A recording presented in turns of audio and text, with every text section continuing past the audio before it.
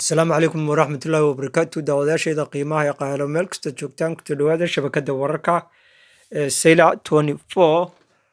bal maanta waxaanu idiin haynaa faallo gaar oo aan ku eegayno muranada siyaasadeed ee soo noqnoqda ee xilligan somalilan dib uga curtay iyo bal hadda madaxweynaha xilligan talada haya oo daraata ka qayb galay 20 jirkii xisbigiisa ama xisbiga kulmiye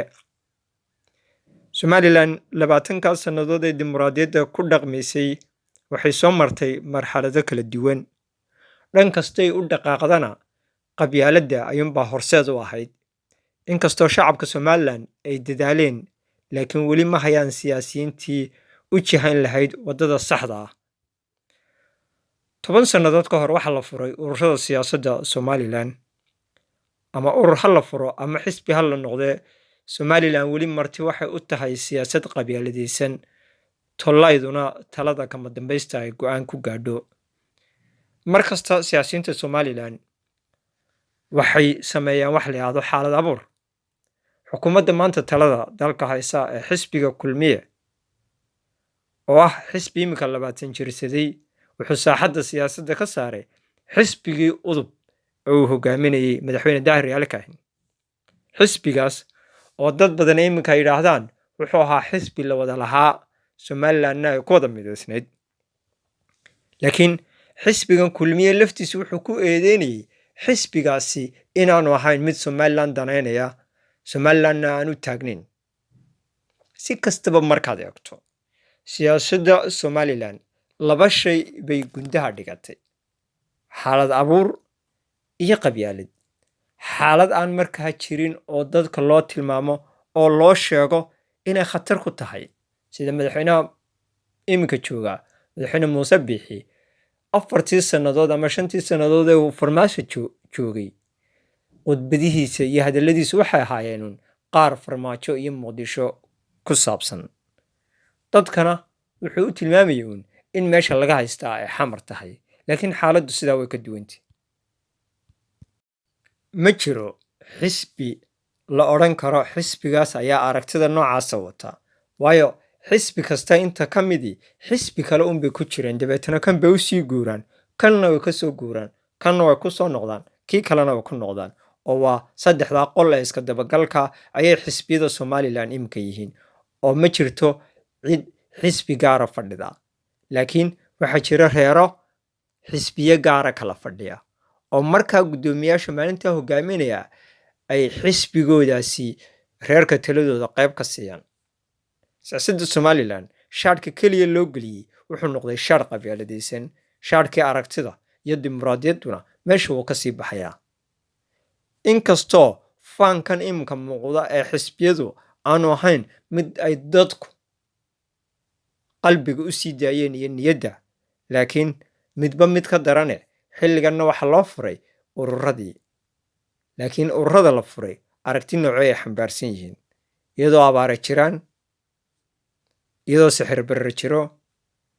iyadoo xaaladnimada dowladdu aanay hana qaadin laakiin afrika waddamo badan oo afrika somalilan way ka fiicantay marka loo eego sida shacabku u codeeyaan waxaanay tani ku tusaysaa in shacabku ay laayihiin hogaamintii saxda ahayd ee wixii ay u qalmayeen ku jahayn lahayd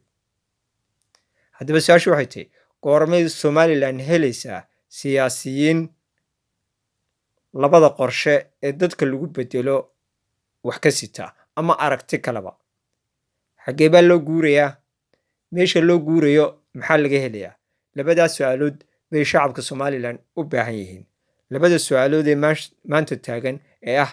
xaggee baan ka soo guurnay meeshaan ka guurnay yaa degan labadaas su-aalood dadka uma baahna waana arrin laga guurayo maanta dad baa ka shakisan oo leh kulmiya khilaaf baa jira iyagu tartamaya is haystaa kulmiya maanta isbeddelka soo socda aniga taamkaygii guddoomiyaha xisbigu dhammaad buu ku dhow yahay dhowaan dabcan dhowaan sanadka gudihiisa waxaa diyaar u leeyahay in guddoomiyaha xisbiga la doorto waxaanan 100% aaminsanoo ku kalsoon idiin sheegaya bahda kulmiyahay inaanu kulmiya khilaaf ku geli doonin arrintaa ee wixiisa sii dhammaysan doono isagoo midaysan oo shirka iman doona haddii la yidhaahdo sidii looga bartay marka inantaa laga walaaco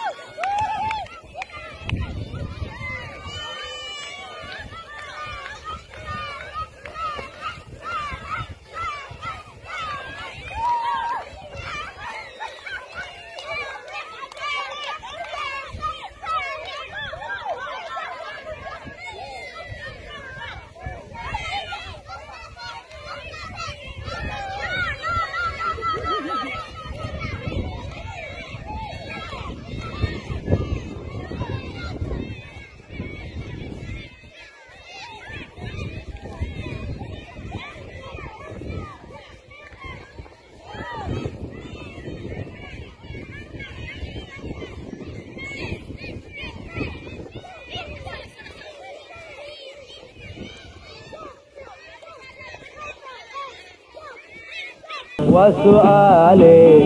لبدنا غير كيوينو وأهوايل